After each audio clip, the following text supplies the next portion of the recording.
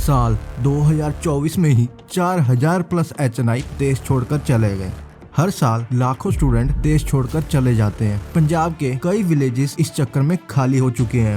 में पंजाब से 5 लाख लोग विदेश जाकर बस चुके हैं। इसके अलावा 2,62,000 छात्र ऐसे हैं जो पंजाब से बाहर निकलकर दूसरे देशों में या तो पढ़ाई कर रहे हैं या नौकरियां कर रहे हैं। आखिर ये सब लोग देश छोड़कर जा क्यों रहे हैं?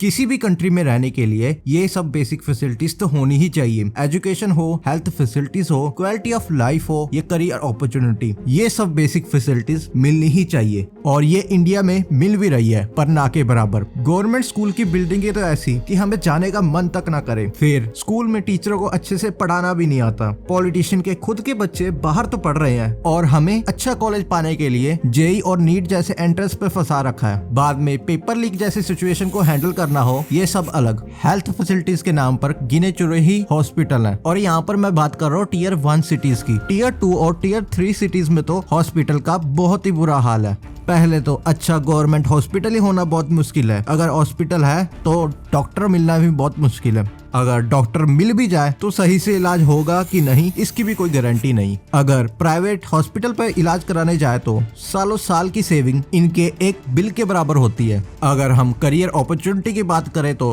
हर साल लाखों स्टूडेंट ग्रेजुएट होते हैं, पर 40 to 45% ग्रेजुएट स्टूडेंट अनएम्प्लॉय ही बैठे हैं। इवन की PhD स्टूडेंट भी प्यून की नौकरी करने के लिए रेडी हैं। जो स्टार्टअप्स हो भी रहे हैं वो सिर्फ कॉपी हो रहे हैं। हमको हैरान नहीं होना चाहिए कि गवर्नमेंट रिसर्च एंड डेवलपमेंट में सिर्फ और सिर्फ 20,000 करोड़ रुपए ही खर्च करती है, जो कि GDP का 1% भी नहीं है। पर फ्री बीस के लिए इनके पास करोड़ों रुपए फंड पड़ रहे हैं। बाद में मिनिस्टर ये बोलते हुए दिखाई देते हैं। दूसरी तरफ सेमीकंडक्टर्स में ग्रोथ हो रही है।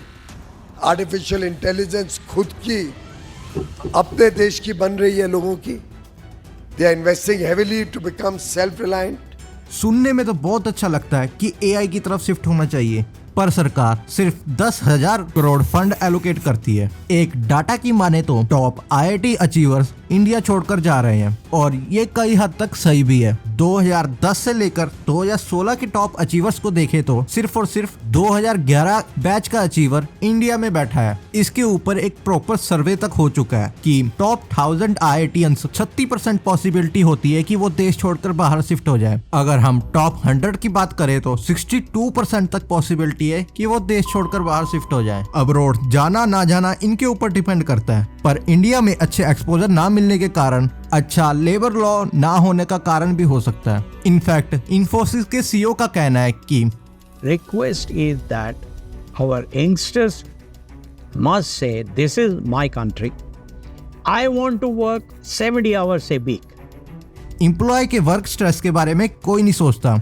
इस चक्कर में कितने लोग तो अटेम्प्ट कर लेते हैं। इंडिया में लेबर लॉ तो कागज पर ही अच्छे लगते हैं। ये तो फिर भी एक की कहानी है, ऐसे पता नहीं कितने लाखों एम्प्लॉयज की कहानी होगी। और हम अभी भी विश्व गुरु का सपना लेकर बैठे हैं। फिर बात करते हैं हम क्वालिटी ऑफ लाइफ की। एक अच्छी हेल्दी लाइफ जीने के लिए एक अच्छा पानी और अच्छी हवा होनी जरूरी होती है। एक अच्छी हवा की बात करें तो अगर हम वर्ल्ड के पोल्यूटेड सिटीज देखें तो इंडिया के कई सिटीज आ जाते हैं। आपने गिरगिट का रंग बदलते तो सुना ही होगा, पर दिल्ली में तो पानी भी रंग बदलता है। और बात करें दिल्ली की वेस्ट मैनेजमेंट की, वेस्ट सब ओपनली डंप किया जा रहा है। घर का, इंडस्ट्री का गंदा वेस्ट नदियों पर बहाया जा रहा है। ऐसा नहीं है कि सरकार कुछ नहीं कर रही। यामी एक्शन प्लान के तहत करोड़ों रुपए लगाए तो जा रहे हैं, बस कुछ फर्क नहीं पड़ रहा, वो बात अलग है। गवर्नमेंट बस एक दूसरे को ब्लेम करती रह जाती है। पॉलिटिशियन भी बस इलेक्शन के टाइम पर ही इस मुद्दे को उठाते हैं, बाद में चुप्पी से साध लेते हैं। फिर हम बात करते हैं जुडिशरी सिस्टम की। इंडिया में हजारों केसेस अभी भी पेंडिंग पड़े हैं।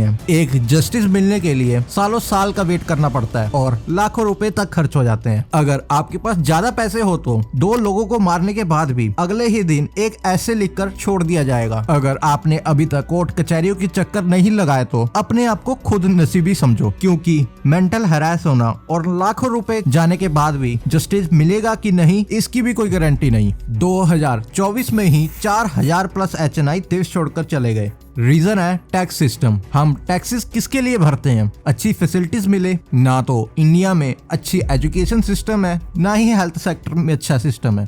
रोड्स हाईवेज बन तो रहे हैं पर आपको उस पर भी टैक्स देना पड़ता है, टोल टैक्स के नाम पर हो या फिर गाड़ी खरीदते समय रोड टैक्स के नाम पर हो। बस आप सुबह से उठकर रात तक टैक्स ही भरते हो।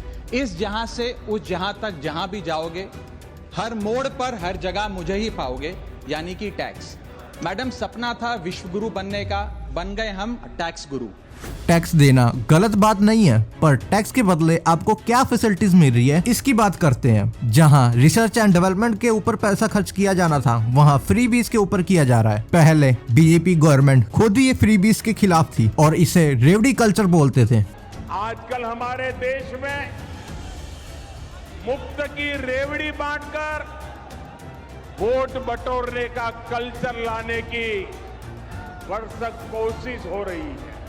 आज वही गवर्नमेंट लाडली बहना योजना जैसे स्कीमें लेकर आ रही है। हाल ही में इंडिया ने जापान को सरपास कर दिया इकोनॉमिक लेवल पर और इंडिया वर्ल्ड की 4th लार्जेस्ट इकोनॉमी बन चुकी है। पर जीडीपी पर कैपिटा इनकम की बात करें तो इंडिया टॉप 100 की लिस्ट पर भी नहीं आता। देश में इनइक्वालिटी इतनी ज्यादा है कि अमीर अमीर होते जा रहे हैं और गरीब गरीब होते जा रहे हैं। मिनिस्टर के हाउस हेल्पर के घर से ही करोड़ों रुपए पाए जा रहे हैं। करप्शन तो नॉर्मल सा किया जा रहा है। एक छोटा बिजनेस करने के लिए भी लाइसेंस लेना पड़ता है, उस लाइसेंस को लेने के लिए भी पैसे देने पड़ते हैं। हमारी ना ही इंडिया मीडिया की रैंक अच्छी है, ना इंडिया की हैप्पीएस्ट रैंक पर हम अच्छे हैं। इंडिया के 8 लाख स्टूडेंट 2023 पर ही बाहर चले गए। इन चक्रों में बिलियंस ऑफ मनी देश से बाहर जा रहा है और इंडिया के टैक्स पेयर अपने आप को लूटा हुआ महसूस कर रहे हैं। जो मिडिल क्लास है, जो मिडिल क्लास भी नहीं बोल रहा, जो टैक्स पेयर है ना, वो चैरिटी कर रहा है देश में, उसको कोई बेनिफिट नहीं मिल रहा।